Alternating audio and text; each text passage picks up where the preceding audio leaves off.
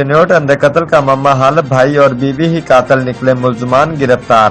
چنیوٹ 2 ہفتے قبل نذیر احمد نے تھانہ سٹی میں درخواست دی کہ اس کا 23 سالہ بیٹا ظفر 2 دن قبل گھر سے باہر نکلا تھا اور واپس نہ آیا ہے۔ چنیوٹ سٹی پولیس نے مقدمہ درج کر کے تحقیقات شروع کر دی۔ چنیوٹ 26 ستمبر کو مغوی کی تلاش کے دوران پولیس ٹیم کو مغوی کے گھر کے قریب سے اس کی گلی سڑی نعش ملی۔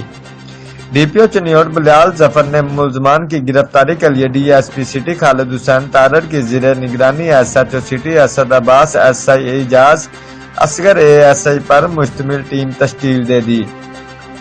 پولیس کی تحقیقاتی ٹیم نے جدید طریقہ تفتیش، جدید ٹیکنالوجی، پیشہ ورانہ شب و روز کی محنت سے 2 ہفتوں کے اندر اندھے قتل کے ملزمان کا سراغ لگا لیا۔ چنیوٹ مقتول ظفر کو اس کے سگے بھائی مظہر مقتول کی بیوی آمنہ نے مل کر قتل کر دیا تھا۔ چنیوٹ مقتول کے قاتل بھائی مظہر کی اپنی بھابھی آمنہ کے ساتھ ناجائز تعلقات تھے۔